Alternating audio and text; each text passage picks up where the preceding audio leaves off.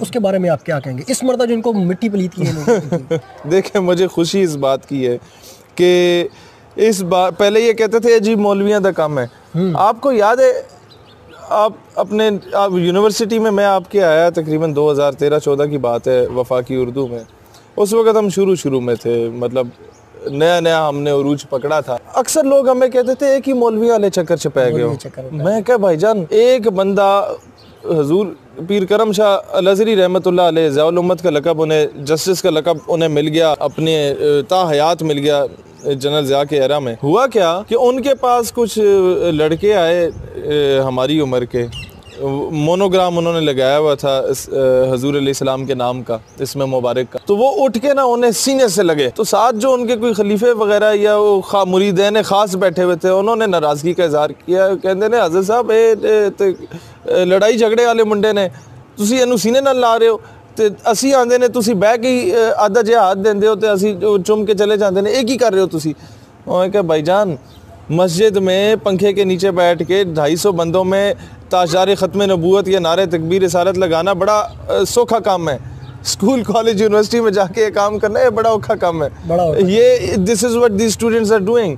तो मैं यही कह रहा था कि यार उस वक़्त जब हम उठे ना, मैंने इस पल्स को जज कर लिया था कि मैं एक अगर मिलिट्री बैकग्राउंड से ताल्लुक़ रखता हूँ तो मेरे साथ वाले जो फ़ौजियों के बच्चे हैं, ऑफिसर्स के बच्चे, वो क्या चाहते हैं। मेरे साथ जो ये एलीट क्लास के बच्चे हैं, ये बैरिया या ये DHA वाले, ये क्या चाहते हैं। मेरे साथ जो ये जितने एलीट क्लास है, इनके बच्चे कहाँ मिलते हैं मुझे, आधे शीशा क्लब में मिल रहे हैं, आधे बार्स में मिल रहे हैं, आधे जनाब गर्ल्स कॉलेज के बाहर जाके ये नंबर तकसीम कर रहे हैं।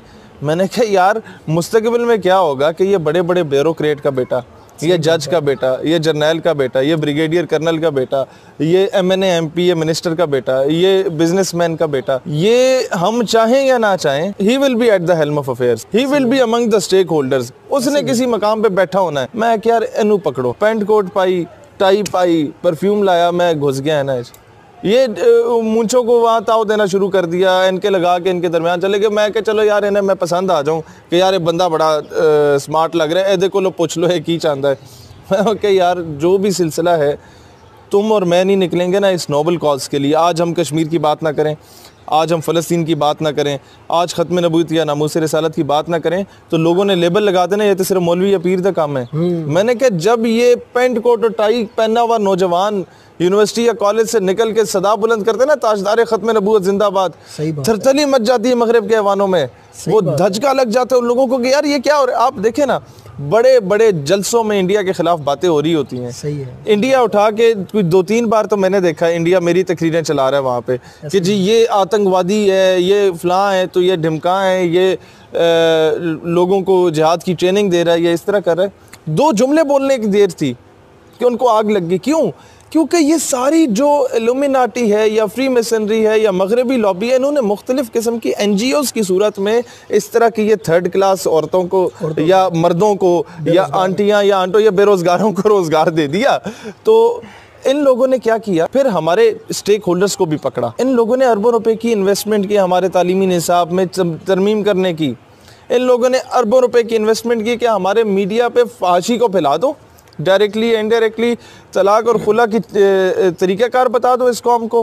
बेटी और जो है वो माँ बाप के सामने बदतमीज़ी करे, बेटा जो है बाप को गिरेबान से पकड़े, ये सारी चीज़ें दिखा रहे हैं और कहा जा रहे हैं तो बड़ी नॉर्मल चीज़ है।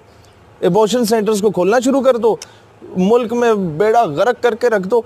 ये सारा कुछ इन्होंने किया, अरबों डॉलर्स की इन्वेस्टमेंट की कि हमारे इस मुल्क के नौजवान को पटरी से उतारे। और मैं देख रहा हूँ यार ये नौजवान दोबारा वो पेंट कोट टाई पहन के जनाब वो नारे लगा रहा है ताजदार मदीना के। तो मैं हैरान हूँ कि यार हम तो सोच रहे थे कि जब हम लोगों ने 7-8 साल पहले काम शुरू किया, हम तो बहुत छोटे से लेवल पे किया था, बाकी दुनिया भी छोटे छोटे लेवल पे शुरू किया, ये कामयाब किस तरह हुआ। फिर आपको अंदाज़ा होगा कि यार एक जो कहते हैं ना कि गैबी मदद आ जाती है, या आपको एक इनविजिबल पावर होती है जो आपको सपोर्ट कर रही होती है।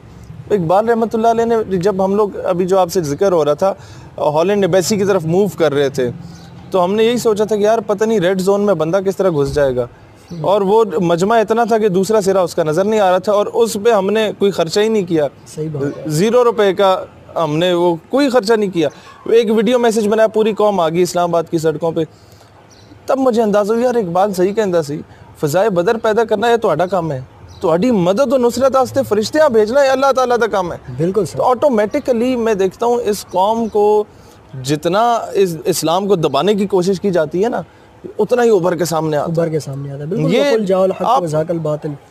आप ये देखें नॉर्वे में जो लड़का उठा है वहाँ पर, वो तो कितना ज़बरदस्त प्यारा जवान था, वो किसी यूनिवर्सिटी का स्टूडेंट होगा। देखिए अल्लाह ने काम लिया उससे कैसे। जर्मनी में गया आमिर चीमा, मैं लास्ट वीक गया उधर नेशनल टेक्सटाइल यूनिवर्सिटी फैसलाबाद, तो कुछ लोगों की शक्लें भी बन गई जो ज़रूरत से ज़्यादा पढ़ लिख जाते हैं ना, या पढ़ा लिखना समझने लग जाते हैं अपने आप को कि असी पढ़े लिखे हैं। मैं कि यार मैं तो इधर एक निस्बत से आया हूँ और दूसरी मरतबा मैं इधर आया हूँ, और मेरे लिए सबसे बड़े एजाज़ की बात है, हालांकि टॉपिक मिडल ईस्ट के इकनॉमिकल क्राइसिस का था, लेकिन शुरू मैंने यहीं से किया कि मेरे लिए सबसे बड़े ऑनर की बात है कि मैं ऐसे इदारे में खिताब कर रहा हूँ जहाँ गाजी आमिर चीमा पढ़ के गया था। मैंने कहा हम तो निस्बत देखते हैं कि हमने ये नहीं देखना कौन कितना अमीर कबीर है, जूते की डोक पे हमें क्या भाई, हमने ये देखना है किसकी लो मदीने की गली से लगी हुई है, क्या बात है, कौन बंदा उनके साथ सिंसियर है, वो हमारा इमाम है, हम उसके गुलाम।